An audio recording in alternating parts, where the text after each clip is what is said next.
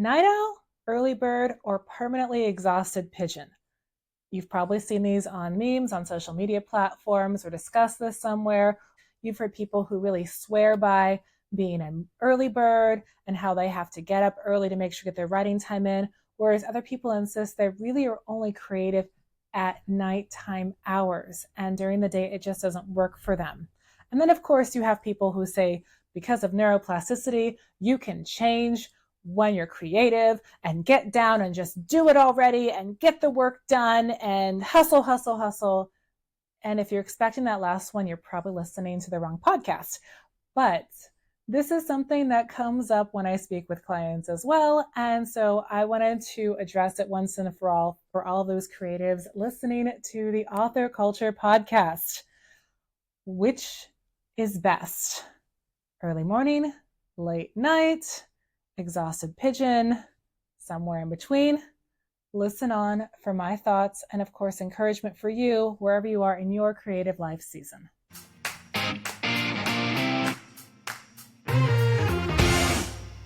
Now, here's the thing. As an author and as a businesswoman, I have had to get up really early at times to get things done. When I was in the early stages of running my publishing house, I was also working full-time as a high school English teacher, and I had 6 different classes a day with that. During that winter and spring season, my husband was also dealing with a surgery, so I was helping him to recover from that when I wasn't teaching or grading papers. And I did mention I was running a small press and I was taking on clients because I was getting into a place where I was going to be transitioning out of that teaching and into full-time freelance work. Oh, yes. And also, I was the person in charge of the spring play, which not only needed to break even, but needed to be profitable. So I just had a few things on my plate. And during that time period, I had to wake up early, both to get to work on time, make sure my husband was settled and that he was getting everything he needed. It was just part of my life. I was waking up at 5:30 every day just to survive. Now, that being said, I am a natural night owl, not as late as some. I usually get tired and want to go to sleep around 11 o'clock to 12 o'clock at night. And usually I'm completely out by 12 if I'm on a normal schedule. So not going to bed at 9, don't often go to bed at 3 either, just somewhere in the middle there, but definitely not a natural waker upper at 5:30 in the morning. But sometimes you just have to do that. And my survival was not trying to force myself to go to bed early because I wasn't tired then. I would just take naps. And some sleep experts might say, well, you shouldn't have taken those naps and forced yourself to go to bed. My brain would just stay up late anyway. And so as I'm talking through this, maybe you hear yourself in some of this. Maybe you've been in a place where you're a natural night owl, but you have to get up early. Maybe you like getting up early. Maybe you've struggled with some of those sort of philosophies behind just push yourself into a new schedule or just do this or just do that. If you're the kind of person that likes to optimize and listens to a lot of productivity experts, they can really hype on the right time to go to bed, the right time to get up, all of those things. And no shade on them, they're productivity experts. Optimization is literally their obsession and could possibly be their job. But that being said, if you know me at all, you know my answer to this whole dilemma is going to be do what works for you. Make sure that you're getting as much sleep as you sanely can, given your life season, and make sure that you're resting your brain creatively as you can in your life season. And finally, put blinders on if what other people are doing or their very loud success or their shouts at you to do things a certain way, even though it doesn't work for you, if that's getting in the way of your own goals and ability to achieve those goals. So here's the thing. Getting up early can be very helpful for a lot of people. I've heard a number of people say, wow, it was so quiet, it was so peaceful. I got to experience this natural waking up early a little bit when I was on vacation in Kauai, which is one of the islands in Hawaii. Because of the jet lag, I never really adapted to the local schedule. I would get up naturally at 7 o'clock in the morning, completely awake. Like crystal clear. I'd wake up around 6, kind of lounge around, and by 7, I'd be super awake. It was very strange, but kind of cool. And for a brief moment, I was like, wow, I'm doing my stretches and exercises while looking at the ocean. This is what morning people get out of this. And it was pretty cool. So if you're a morning person and that really works for you and you can savor that quiet time in the morning, go for it. One of the reasons I could also savor that time was that I was on vacation. So I didn't have this sense of doom that anyone was going to contact me with issues or problems because I was on vacation. But if that works for you, that's great. It was kind of awesome to kind of see what the other side does, really.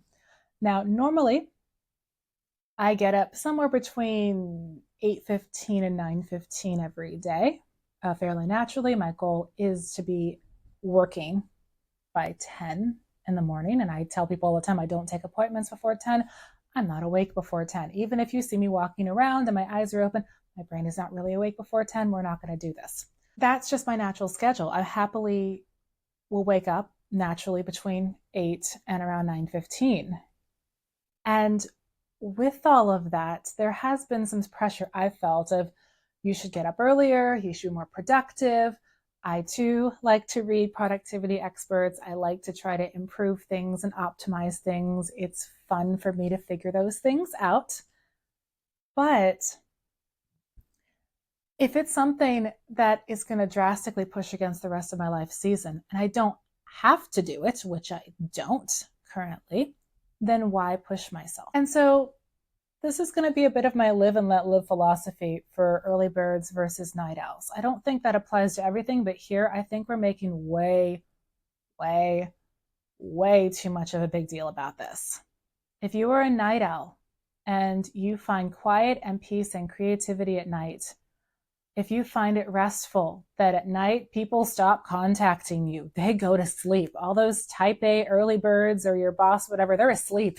They won't bother you.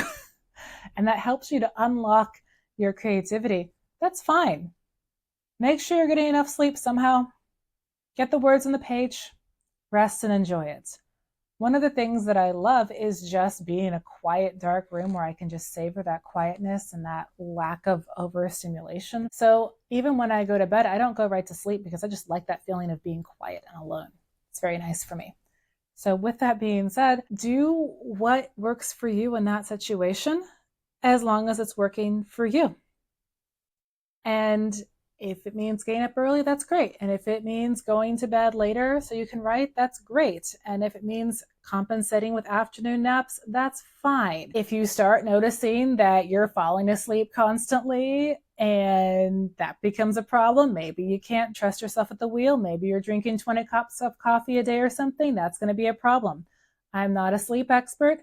I am not a medical healthcare professional. This is not medical healthcare advice. If you're having those issues, please do see someone who is actually qualified in that area. But in terms of just sheer productivity and sheer trying to optimize, understand that sometimes brain chemistry just works differently. There is also something called, that's been labeled revenge procrastination, when you stay up late because everyone else is controlling your time. And there are some articles that are pretty harsh on this. And by the way, I am saying this with the understanding that you should practice some good sleep hygiene if you can. Before I go to bed, I don't have blue screens for an hour. I have a routine. I darken the lights. I read a book that's not going to keep me up till 3. Hopefully you know who you are, authors who have kept me up past my bedtime. I wish I could say I was unhappy with you, but the book was really good. But with that, it's people saying, hey, I want space to myself. And the expert saying, well, you shouldn't do that because it's bad for your body. You should go to sleep. The thing is, if you're a creative in a field that you're having to work at that's not using your creative juices, sometimes I think you need a little bit of pushback. I'm not going to call it revenge. I think that's a very strong word. But sometimes it's okay to indulge in just a little bit late night creativity. If it's scrolling or those things, that's something different. Scrolling on your phone is not creativity. Scrolling on your phone and watching endless short videos is not getting your book written. So if that's something that you're staying up late doing for 2 hours, I would strongly say that's a different story. And you and I both know you probably should be writing that book like all the memes say. But otherwise, sometimes it's okay to push back a little bit if you need to for your own creativity.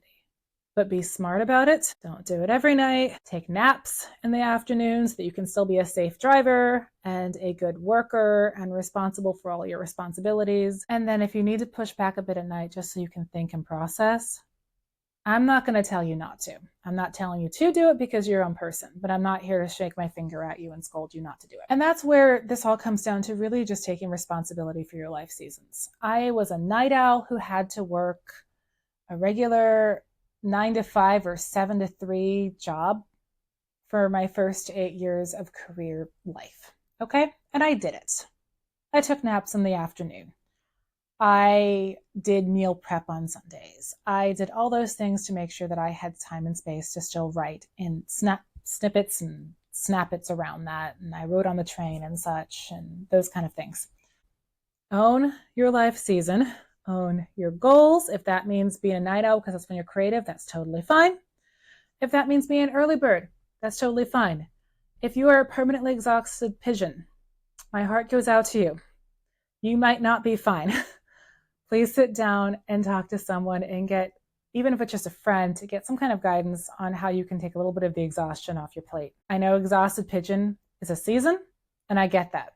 But if that season has gone on for like 5 or 6 regular seasons, you need to get some help with that. Whether it's from a coach to give you some ideas on how you can create more space in your schedule, whether it's from a friend who can help out, or hiring something out, or setting more realistic goals. Pigeons, I see you. I have been you. Make sure you are getting some kind of rest.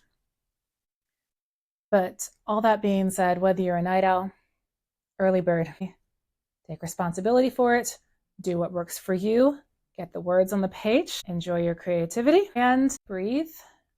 And maybe don't feel the need to boss everyone else around as much if they do things differently than you.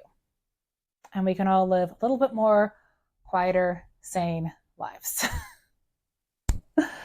This is Janeen Ippolito with Author Culture. I am super glad you were able to hang out with me today. If you haven't already, do make sure that you're subscribed on Spotify, iTunes, YouTube, wherever you're listening to this or watching this, and tune in for my next episode. For now, go forth and be awesome.